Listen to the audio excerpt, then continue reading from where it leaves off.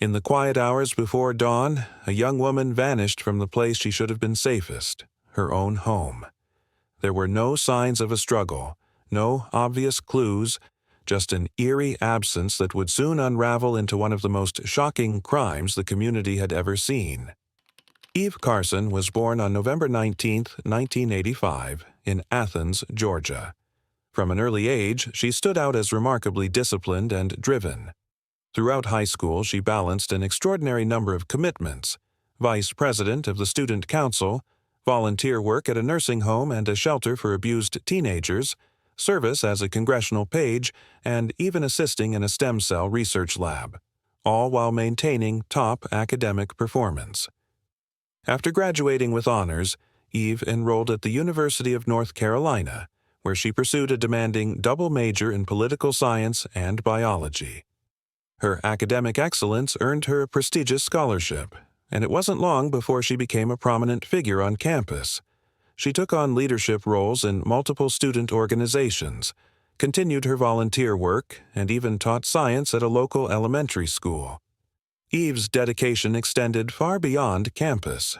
She traveled internationally for service and education, spending a summer in Ecuador assisting doctors, studying abroad in Cuba for a semester, and participating in a research project in Egypt. By every measure, she was an exceptional student with a clear sense of purpose and an ambitious vision for her future. By February of her final year, Eve was 22 years old and living off campus with several close friends. She had already secured a job offer and was preparing to begin her career after graduation. Everything about her life suggested momentum and promise. On the night of March 5th, shortly after 1:30 a.m., Eve's roommates prepared to leave for a party. They invited her along, but she declined, choosing instead to stay home and study. When they left, Eve was alone, focused on her coursework, exactly where she was expected to be. The friends didn't return until around 4:30 a.m. As soon as they walked in, something felt wrong. The front door was standing open. The lights inside were still on. But Eve was gone, and so was her car. At first, they tried to rationalize it. Maybe something urgent had come up. Maybe she had stepped out briefly. They called her phone, but there was no answer. Still hoping for a simple explanation, they waited. By morning, it was clear something was terribly wrong. When one of Eve's friends finally contacted the police to report her missing, investigators delivered devastating news. Earlier that morning, officers had discovered the body of a young woman. Her identity had not yet been confirmed.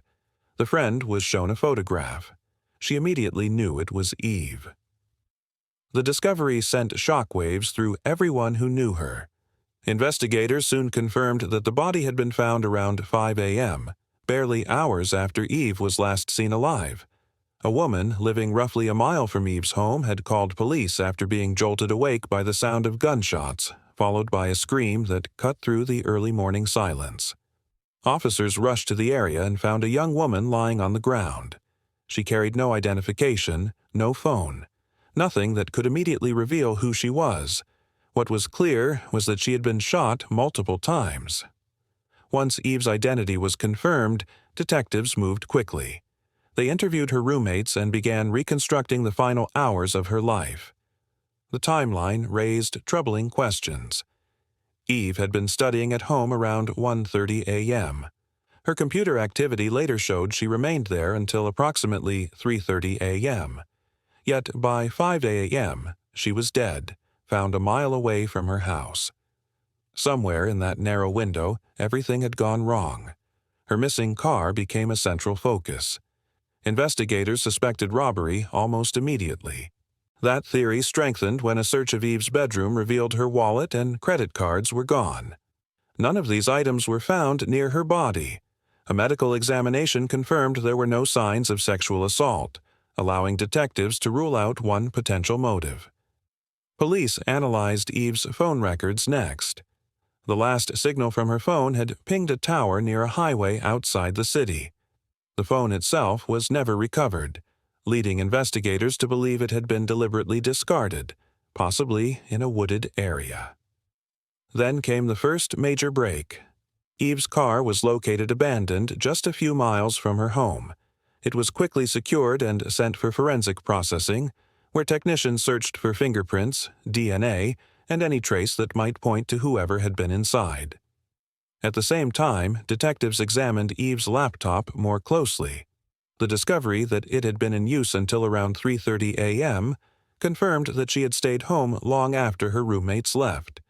This meant she likely encountered her attacker, or attackers, while alone. As news of the murder spread, the University of North Carolina campus was left reeling. Eve was widely known and deeply respected. She had touched countless lives through her leadership and volunteer work. Grief was quickly joined by fear. Students questioned their own safety, and with few concrete answers from police, anxiety grew. Tips began pouring in. Students and residents reported anything that felt out of place. Unfamiliar cars, strange noises, people behaving oddly. Despite the volume of information, none of it moved the investigation forward in a meaningful way. That changed when detectives decided to track Eve's financial records. If robbery had been the motive, the cards would tell a story. And they did. Just 18 minutes after Eve's computer activity stopped, someone attempted to withdraw money from her account. 2 transactions were made, totaling $700, the maximum allowed under her daily limit. Additional attempts failed. The ATM used was located near a shopping center on the opposite side of town. Police immediately requested the surveillance footage. What they saw would alter the direction of the case entirely. The surveillance footage from the shopping center ATM provided investigators with their first visual lead. The video showed a man seated in the driver's seat of Eve's car, calmly using her bank card to withdraw cash. In the back seat, there appeared to be another person. Detectives feared it could be Eve herself, but the image quality was too poor to say with certainty. Forensic specialists attempted to enhance the footage, yet no clear identification could be made. What was clear, however, was that whoever had taken Eve's car and cards was moving quickly. Transaction records revealed multiple attempts to withdraw money from different ATMs across the city. Most of those machines lacked cameras, allowing the suspect to remain unseen. The pattern suggested urgency, as if time was running out. That sense of pressure became even more apparent 2 days later. In the early hours of March 7th, around 12:30 a.m., Eve's card was used again, this time at an ATM inside a 24-hour convenience store in a neighboring town. The transaction was declined, but the location had something crucial: a functioning security camera. Officers responded immediately and secured the footage. What they found was unexpected. The person attempting to use the card was not the same individual seen in the earlier ATM video. The build, posture, and facial features were clearly different. This raised a disturbing possibility. Either more than one person had been involved in the crime, or Eve's card had changed hands after her death. Detectives now faced a more complex case. They carefully reviewed the new footage, but once again, the image quality prevented a definitive identification. Still, the differences between the 2 suspects were undeniable. With few other options, police made a calculated decision. They released still images from both surveillance videos to the media, asking the public for help. Given the intense attention the case had already drawn, the response was immediate. Tips flooded in from across the region. People believed they recognized the suspects, reported names, locations, and rumors. Despite the volume of information, most leads collapsed under scrutiny. Days passed with no arrests. Then, on March 12th, everything changed. An anonymous caller contacted police and claimed to recognize the man from the convenience store footage. The caller provided a name: Dario Atwater. Detectives began digging into his background and quickly uncovered a troubling history. At just 21 years old, Atwater already had multiple arrests for violent crimes, including robbery, assault, and drug-related offenses. He had served time in jail but had also been released early more than once. Even more alarming, records showed that just 2 days after Eve's murder, Atwater was scheduled to appear in court on a charge of carrying a handgun while on probation. Investigators compared his past mugshots to the convenience store footage. The resemblance was striking. They were confident they had identified one of their suspects. With a likely suspect identified, detectives moved quickly. They learned that Dario Atwater lived only a short distance from the convenience store where Eve's card had last been used. Officers went directly to his residence and brought him in for questioning. During the interview, Atwater denied any involvement in the crime. However, the surveillance footage, combined with his criminal history, provided enough probable cause to place him under arrest. As investigators dug deeper, another name began to surface repeatedly in Atwater's phone records. He had been in frequent contact with a 17-year-old named Lawrence Levet. Despite his age, Levet already had a criminal record. When detectives pulled his mugshot and compared it to the earlier ATM footage from the shopping center, the match was immediate. He appeared to be the individual driving Eve's car during the first withdrawal. Police attempted to take Lawrence into custody, but the situation escalated quickly. He barricaded himself inside his home, forcing authorities to call in a SWAT team. After a tense standoff, officers finally apprehended him. Like Atwater, Lawrence denied any role in Eve's murder. Both suspects were charged and held in custody.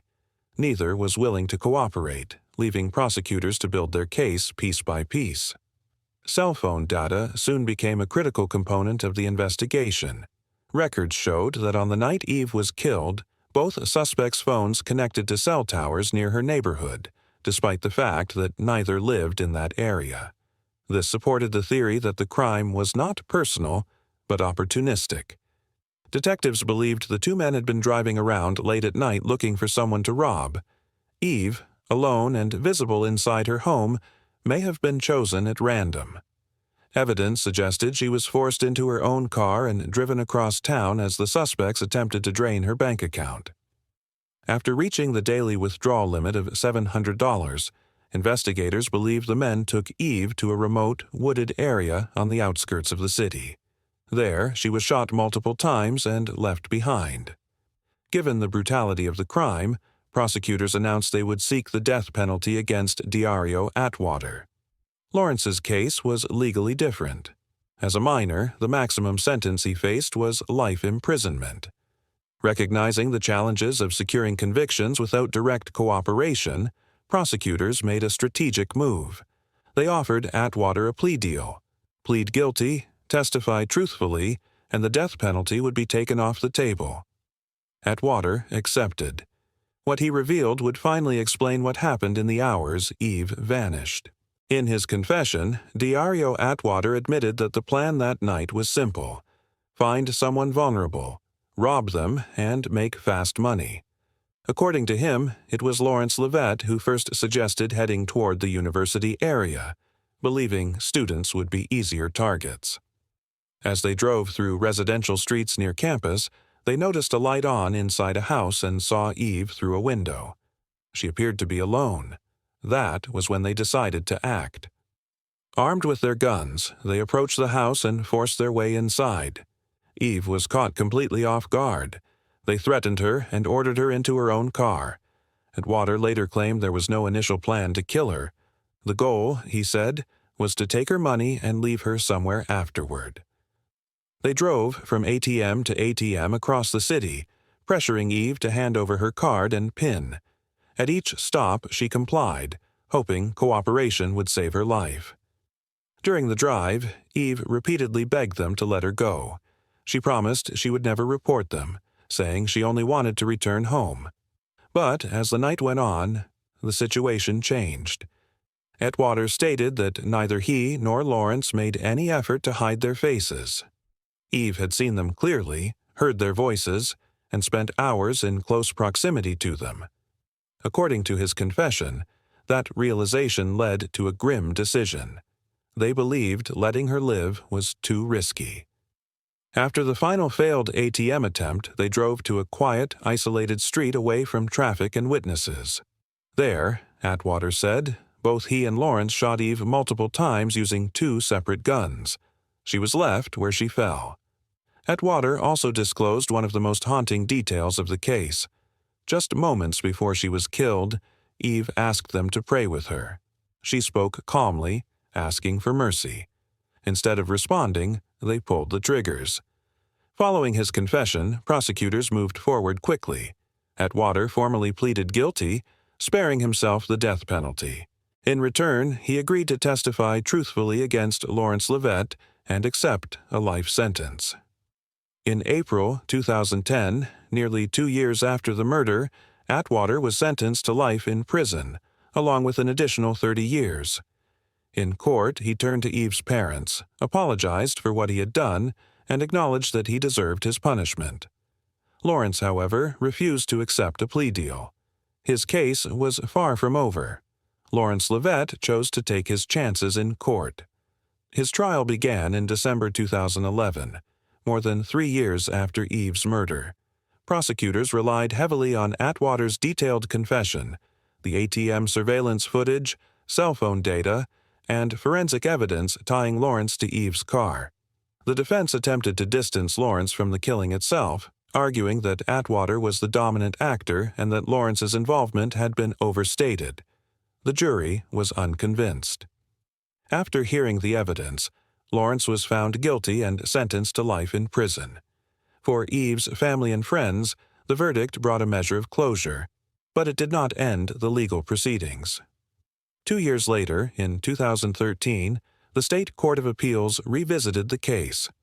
Citing a broader ruling that life without parole for juvenile offenders could be excessively punitive, the court overturned Lawrence's sentence and ordered a new trial.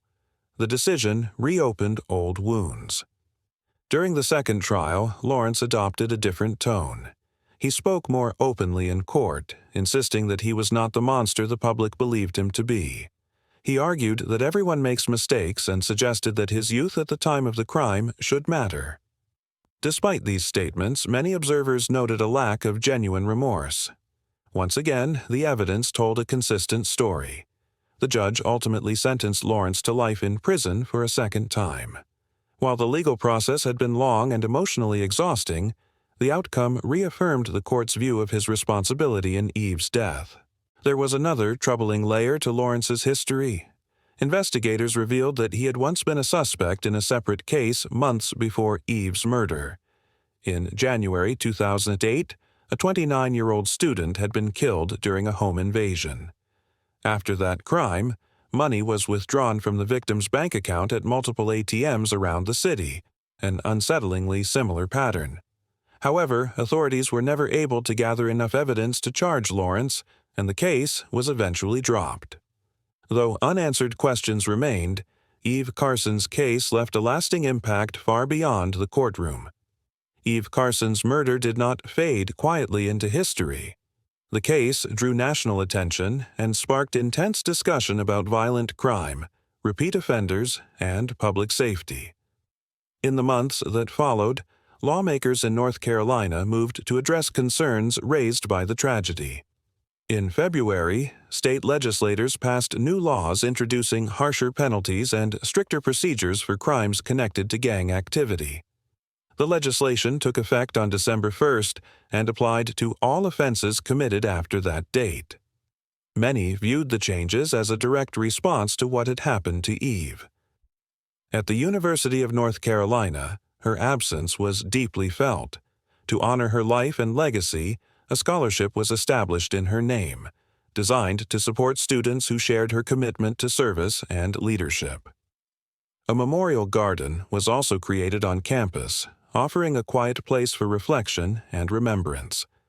For those who knew her, it became a symbol not only of loss, but of the values Eve embodied throughout her life.